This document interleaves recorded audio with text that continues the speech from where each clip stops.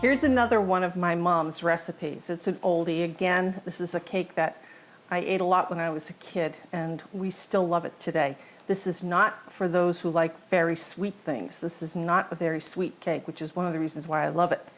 I'm starting off with 4 cups of graham cracker crumbs, and to it I'm going to add 2 cups of sugar, and I have 4 tablespoons of flour,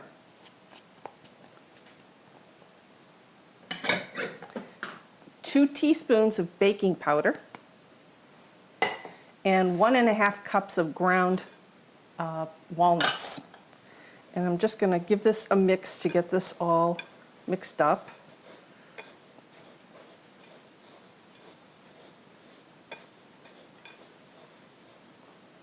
That's good enough for now. Now, I also have 2 cups of applesauce.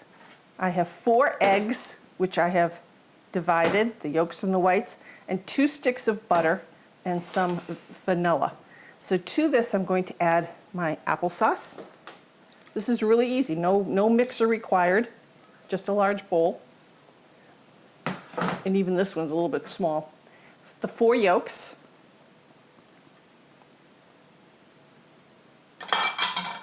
the butter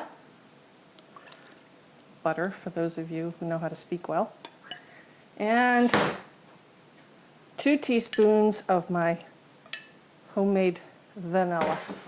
And we're not adding the whites at this point. Okay, let's give this a good mix. My mother used to make this. She loved this cake. This was like her birthday cake sometimes because she loved this cake. Again, it was an easy cake to make. Makes a good size cake. You can make it in different size pans. Today I'm going to use 8-inch rounds, which are these. I've greased them, I've floured them, and then I put a piece of parchment paper on the bottom, and that just helps them come out better later. The way my mom did it was she did this cake in an 11 by 9 oblong pan. And then when she made the layers, after she took it out, she cut the layers in half and made a 2-layer cake out of it. All right, so now let's deal with those whites. Another old-fashioned tool, the old egg beater. I bet some of you probably don't even have one of these. I'm going to beat these whites until they're almost stiff. It's going to take a few minutes.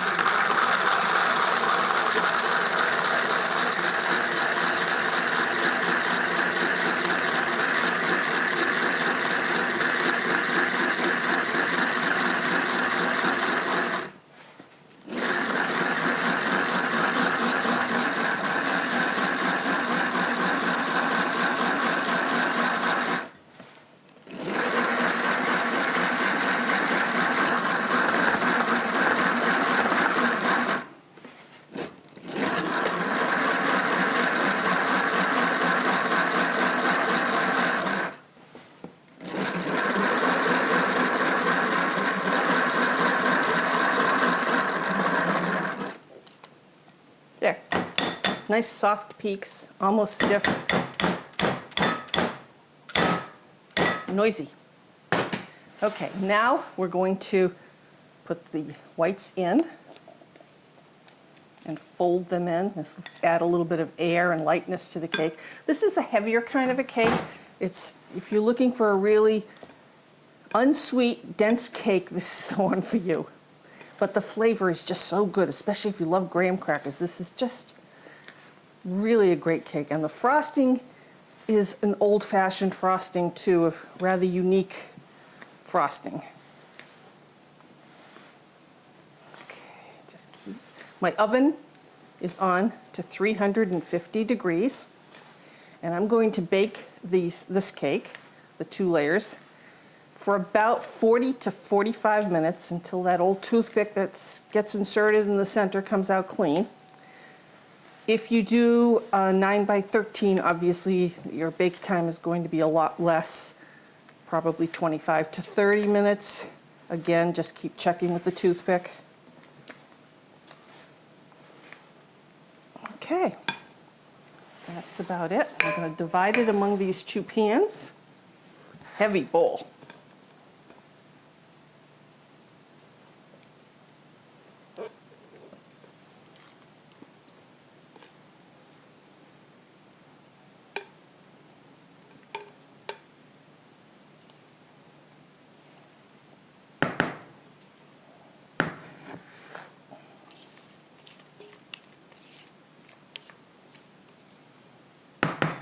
You really smell the graham crackers strongly. And the applesauce makes it so moist. I think I've got a little bit more in there than in there. So I'm going to steal a little bit.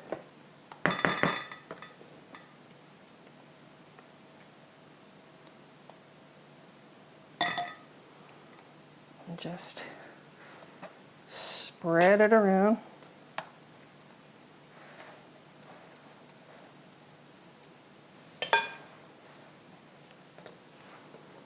Got a little on the outside here. All right, into my 350 oven, 40 to 45 minutes. I'll show you when they're done.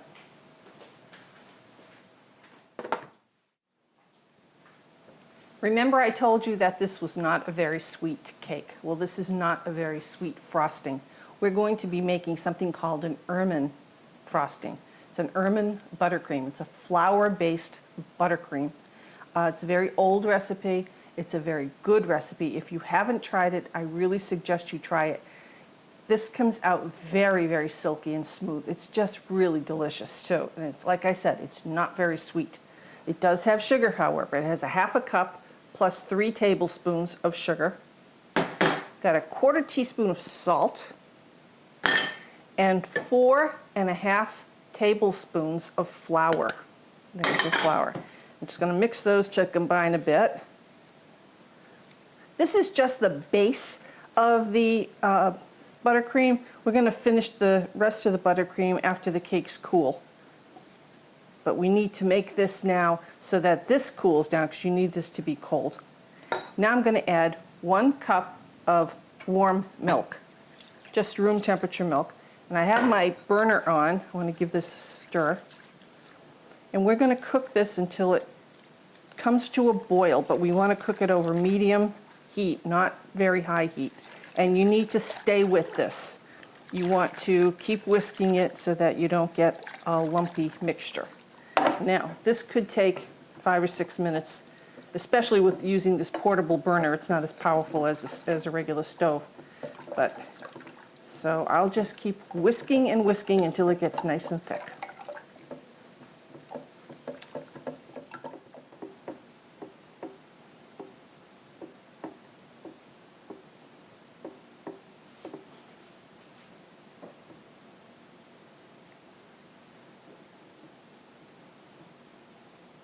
All right, this is definitely starting to thicken up. It's starting to get the consistency of if you were making homemade pudding. Back to my whisk, I want to keep it smooth.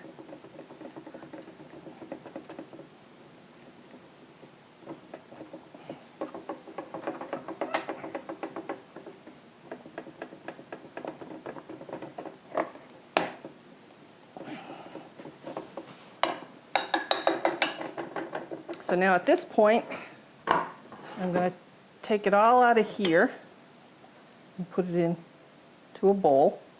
And this has got to cool to room temperature before we use it in our frosting, or we can't proceed because it'll just melt the butter, and that's not what we're trying to do.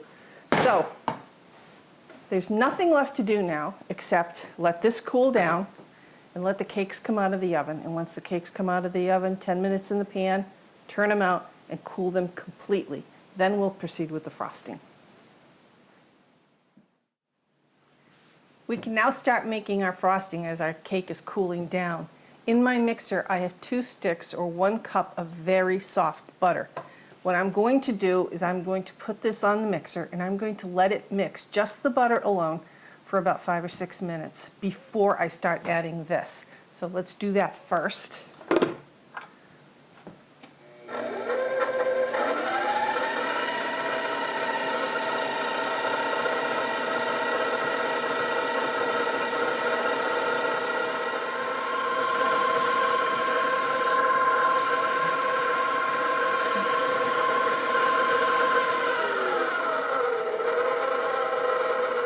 All right, our buttercream's been mixing for about 6 minutes, our butter.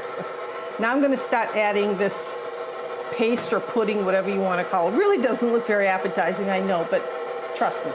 And just put it in and let it blend in.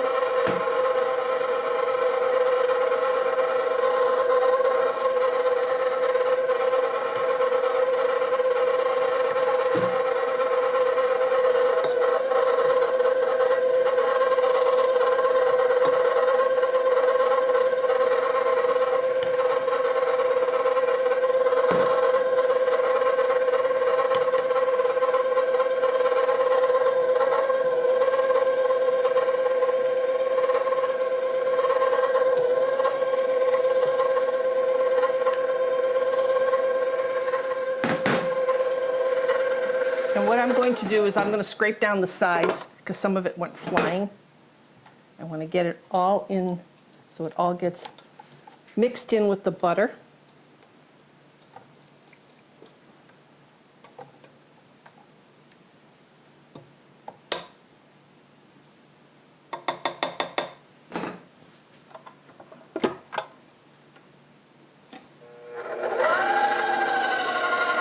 I'm going to add 2 teaspoons of vanilla. This is my homemade stuff.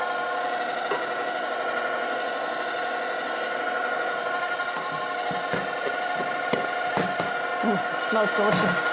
And now we're just going to let this whip for a couple of minutes.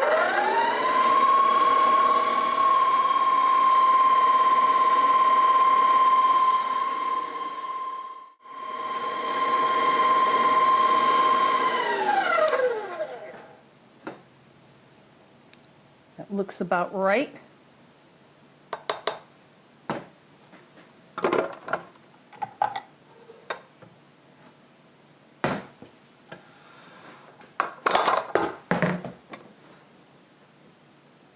I've got my cakes here, they're nice and cool.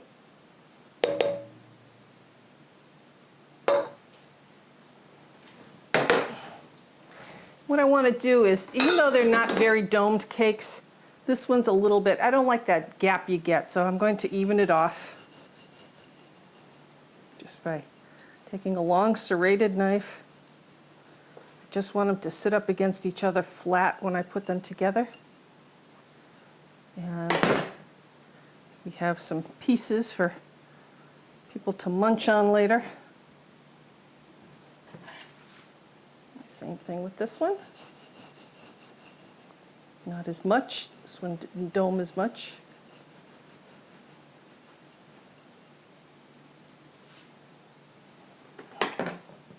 And now,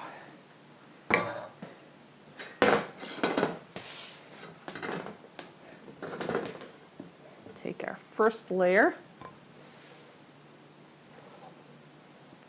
Put some of that buttercream on there.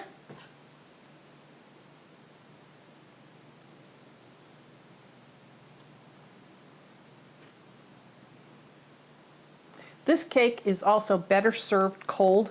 My mother always put it in the refrigerator for at least an hour before serving it to anybody.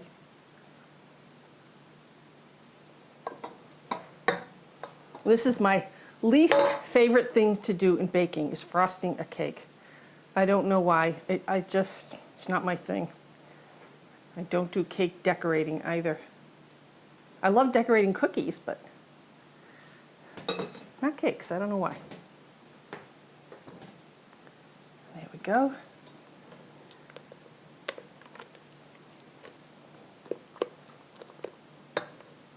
It is so warm in here today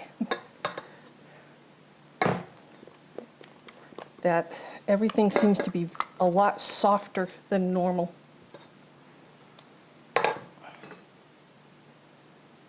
Now you can frost this just the top, or you can frost the sides. I'll do it, even though I don't like it. Yeah, this frosting's very, very soft in the lights. I'm dying myself.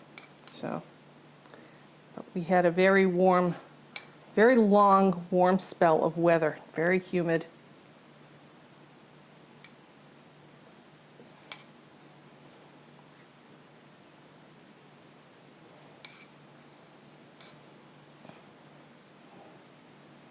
And I'm sure that if you love to frost cakes, you'll take more time than I'm taking and you'll do a nicer job. And again, this needs to go into the refrigerator and just set up. This frosting is much better when it's cold.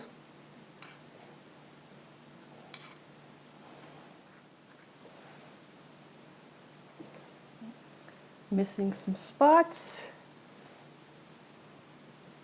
What I'll probably do is take this cake and put it in the refrigerator for about 10 to 15 minutes, pull it out and re-spread everything. Because again, this is really soft. But it's so delicious.